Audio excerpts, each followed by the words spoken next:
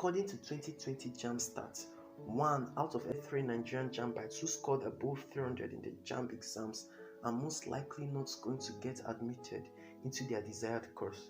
And more intriguing is the fact that 75% of the one in this ratio are actually medicine aspirants.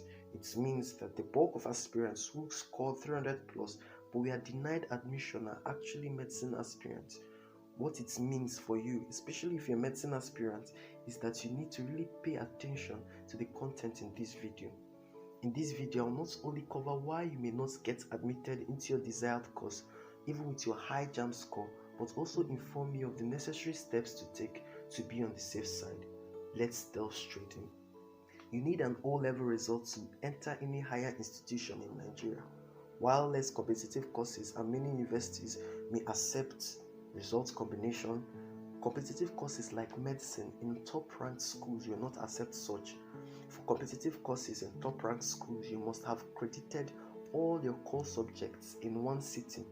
Many 300-plus scholars who had a relatively poor O-level results had to combine their results only to find out during the admission process that the institution they applied for do not accept 2 sitting as a requirement for studying their preferred course, and so they are denied admission for failing to meet up with that basic requirement. So, make sure you have credited all your core subjects in one sitting, especially if you are aspiring to study a highly competitive course in a top-ranked school. Failing to upload your O-level is another factor to consider.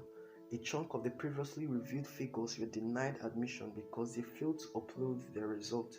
So if you've met the requirement of crediting all your core subjects with respect to your preferred institution standard, then make sure to upload your score early enough to the Jamb portal and your school's website, of course, if that provision is made.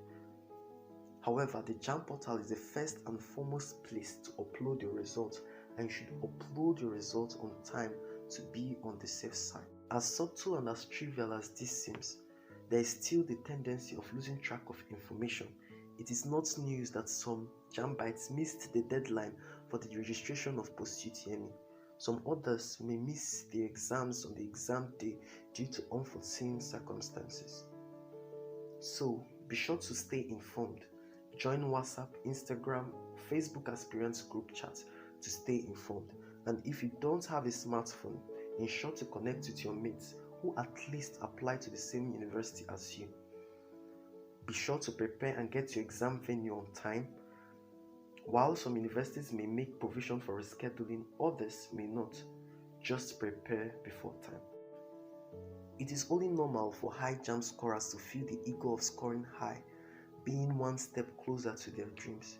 They have the notion that they've already made it. However, as enjoyable and as fulfilling as that is, this is the undoing of the vast majority of many who don't get admitted after all. They are carried away by the euphoria of Jamb success, forgetting that post-UTME stands on their way.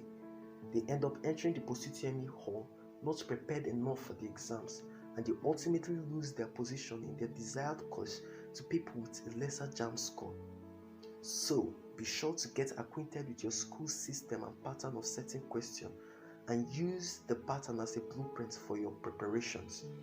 Also, in as much as I advise starting early to prepare, I don't advise being overly zealous during 10 to 12 hour stretch on a daily basis.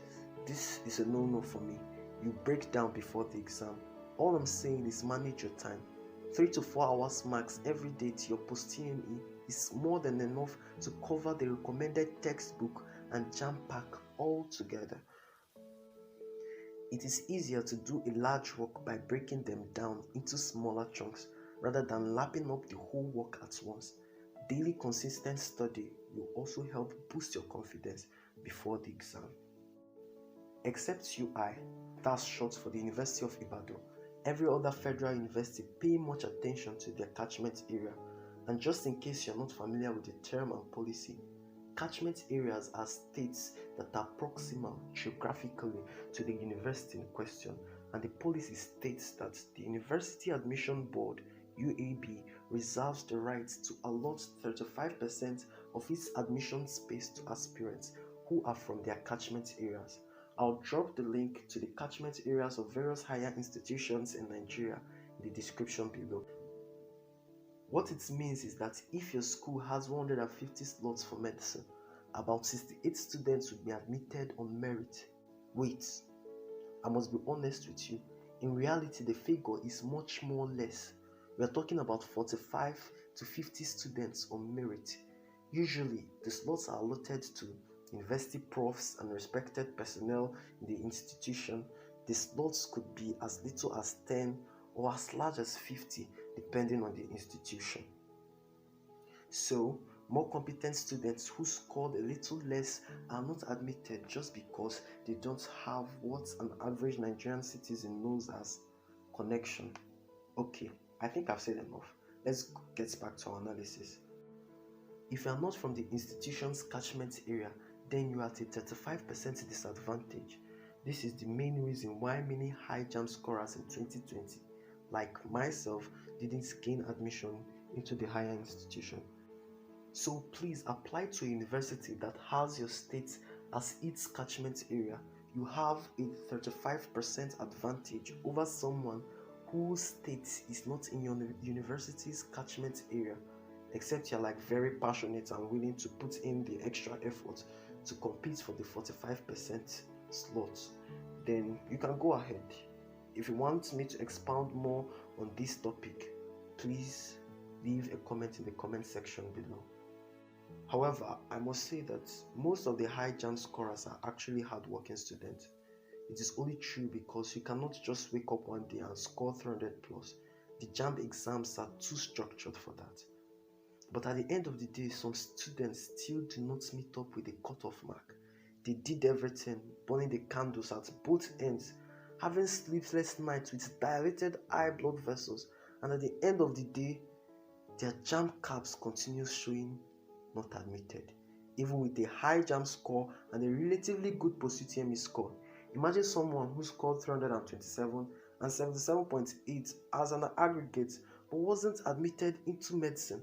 It's actually a function of time and chance. I never imagined that with 327 I would be denied admission in 2020. I believe that it was a function of time and chance. Many times we expect things to go a certain way, but it doesn't. If you can relate, please drop a comment in the comment section below. However, that doesn't mean that you should give up. Always remember to ask God for help and put in your best. You've come this far. Please don't throw in the towel. The experiences I had with Jamb failure and university admission process spurred me to start up Focus as a platform geared towards enlightening callow Nigerian O-level and Jamb students on the ropes of being successful in their UTME and ultimately getting admitted into their dream course. And so, there you have it. Please don't forget to like and subscribe to this channel as it helps more people to have access to this content. I'm sure you don't want to have the pie alone.